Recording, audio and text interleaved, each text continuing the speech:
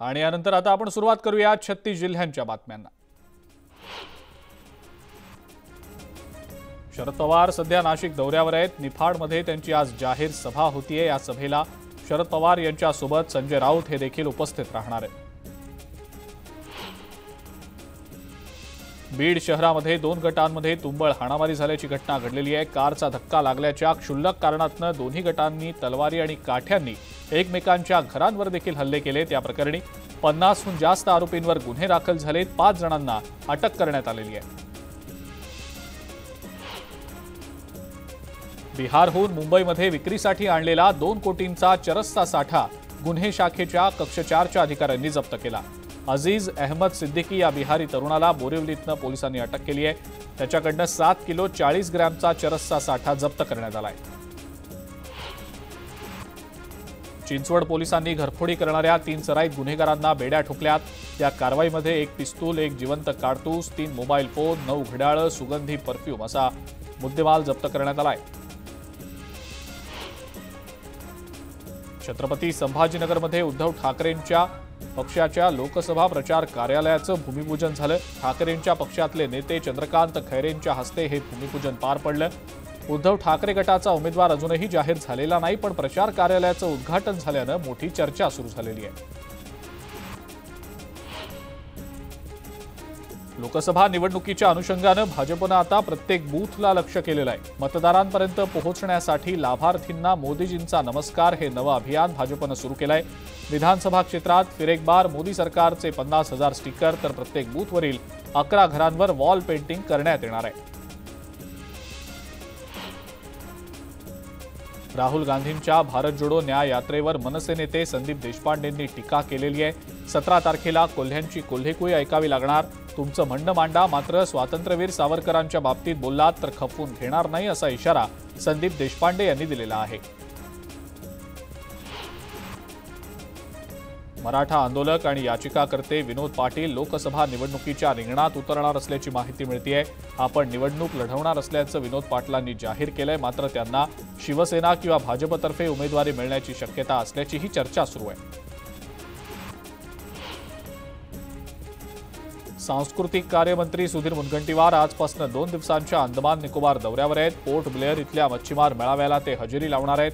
महाराष्ट्र मंडळात बचत गट आणि व्यापाऱ्यांशी देखील ते संवाद साधतील। सुनेत्रा पवार यांनी बारामतीमधल्या एका कार्यक्रमात बोलताना लोकसभा निवडणूक लढवण्याचे स्पष्ट संकेत दिले। अजित पवार आणि मला तुमची साथ हवी आहे, तुमची साथ असेल तर मी मोठं पाऊल उचलणार असल्याचं सुनेत्रा पवार यांनी म्हटलंय।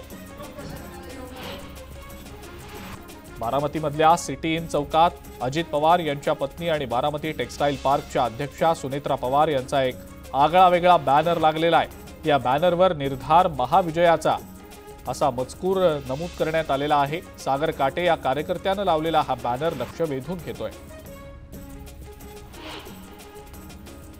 राहुल गांधींच्या भारत जोडो न्याय यात्रा आता महाराष्ट्रात दाखल झालेली असून या यात्रेचा दुसरा दिवस आहे। मालेगावात दुपारी 3 वाजता राहुल गांधी यांचा रोड शो होणार आहे। त्यानंतर छत्रपती शिवाजी महाराज चौकात चौक सभा देखील पार पडेल। उद्धव ठाकरेंच्या वाशिम दौऱ्याच्या पार्श्वभूमीवर भावना गवळी यांच्या समर्थकांनी पोस्टर लावलेत। आम्ही जय श्रीराम म्हणणारच, तसंच लोकसभेत भावना गवळी यांनाच निवडून आणणार अशा आशयाचे हे बॅनर लावण्यात आलेले आहेत। भाजपमधून बाहेर पडल्यानंतर शरद पवारांनी आपलं राजकीय पुनर्वसन केलं। त्यांना सोडून मी कुठेही जाणार नाही असं एकनाथ खडसेंनी म्हटलंय। भाजपमध्ये जाण्याचा सध्या विचार नाही आणि विचार केला तरी पवारांच्या सल्ल्यानंच जाईल असंही खडसेंनी म्हटलंय। विजय शिवतारे हे बारामती, इंदापूर आणि पुरंदर तालुक्याचा दौरा करतील। सासवडमधल्या पदाधिकाऱ्यांच्या बैठकीनंतर विजय शिवतारे जेजुरी गडावर जाऊन खंडेरायाचं दर्शनही घेणार आहेत। त्यानंतर मोरगावमधल्या मयुरेश्वराचं दर्शन झाल्यानंतर कार्यकर्त्यांशी संवाद साधतील। आगामी लोकसभा निवडणुकीत नागपूरचे खासदार आणि केंद्रीय मंत्री नितीन गडकरी हे बिनविरोध निवडून यावेत, यासाठी गडकरी समर्थक एकवटलेत। विकास कामं करणारा नेता म्हणून गडकरींची ओळख आहे आणि त्यांची ही ओळख विरोधक देखील मानतात। त्यामुळे विरोधकांनी गडकरी यांच्या विरोधात लोकसभा निवडणुकीत उमेदवार न देण्याचं आवाहन गडकरी यांच्या समर्थकांनी केलंय। राष्ट्रीय स्वयंसेवक संघाच्या अखिल भारतीय प्रतिनिधी सभेच्या माध्यमातून नागपूरमध्ये 3 दिवस मंथन केलं जाणार आहे। संघ परिवारातील सर्व संस्थांचे प्रतिनिधी यात सहभागी होणार आहेत। लोकसभा निवडणुकीआधी ही सभा होणार असल्याचं राजकीय वर्तुळाचं याकडे लक्ष लागलेलं आहे।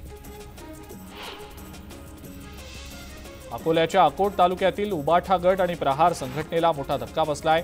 या दोन्ही पक्षांमधल्या 500 कार्यकर्त्यांनी भाजपात प्रवेश केलाय।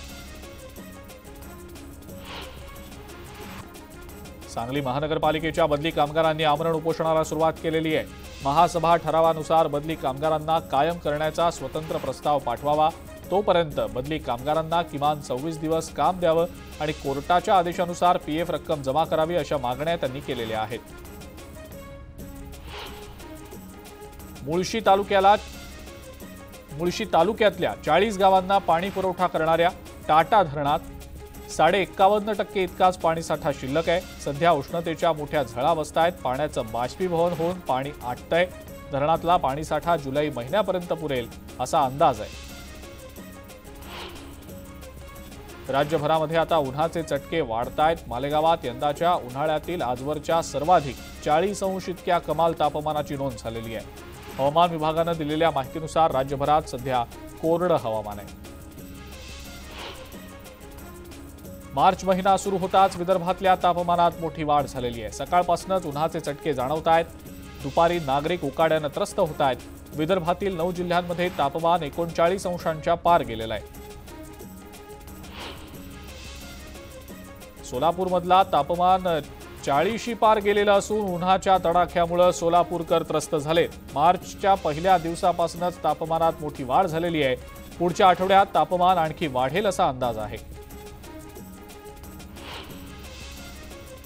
रमजान आणि वाढत्या उकाड्यामुळे ग्राहकांकडून कलिंगडाला मागणी वाढलेली आहे। मुंबई कृषी उत्पन्न बाजार समितीत एकाच दिवसात तब्बल 1136 टन कलिंगडाची आवक झालेली आहे। होलसेल मार्केटमध्ये 12 ते 18 रुपये प्रति किलो आणि किरकोळ मार्केटमध्ये 30 ते 40 रुपये प्रति किलो दरानं कलिंगडाची विक्री होतीये।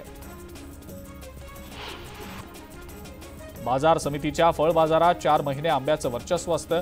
हंगाम काळात वाहतूक कोंडी टाळण्यासाठी व्यापाऱ्यांच्या योग्य नियोजनासाठी व्यापारी संघटना आणि प्रशासनानं विशेष नियमावली तयार केली आहे। आंब्याची आवक विना अडथळा होण्यासाठी स्वतंत्र गेट निश्चित करून कलिंगड आणि टरबूज सारख्या फळांना दुपारी 3 नंतर मार्केट प्रवेश देण्याचा निर्णय प्रशासनानं घेतलाय। बीड जिल्ह्यामध्ये खरीप हंगामात पावसाअभावी पिकांचं नुकसान झालेलं होतं। पंतप्रधान पीक विमा योजनेअंतर्गत दुसऱ्या टप्प्यातील नुकसान भरपाई शेतकऱ्यांच्या बँक खात्यांमध्ये आता जमा झालेली आहे। 1,11,000 शेतकऱ्यांना 76 कोटी 27 लाख रुपये वर्ग करण्यात आलेले आहेत। गोंदियाच्या जिल्हाधिकाऱ्यांनी महसूल वसुलीचं एकूण 33 कोटी 78 लाखांचं उद्दिष्ट ठेवलेलं होतं। त्यापैकी जमीन आणि गौण खनिज खननाच्या माध्यमातून 33 कोटी 12 लाख रुपयांची वसुली झालेली आहे। तर उर्वरित 66 लाख रुपयांचं उद्दिष्ट लवकरच पूर्ण होईल असा विश्वास जिल्हा खनिकर्म अधिकाऱ्यांनी व्यक्त केला आहे। अमरावती जिल्हा परिषदेतल्या 195 पदांचे निकाल रखडलेत। मेळघाटातला पेसा क्षेत्राशी संबंधित भरती प्रक्रियेच्या विरोधात याचिका दाखल झाल्यानं 462 पदांची भरती रखडली आहे। त्यामुळे या उमेदवारांना आता निकालाची प्रतीक्षा आहे। 34 गावांचा दंड माफ केल्यास पुणे पालिकेला 500 कोटींचा फटका बसणार आहे। अवैध बांधकामावरील 3 पट दंड आणि थकबाकीवर प्रति महिना 2% शास्ती आकारण्यास स्थगिती दिलेली आहे। मात्र याचा थेट फटका विकास कामांना बसणार आहे।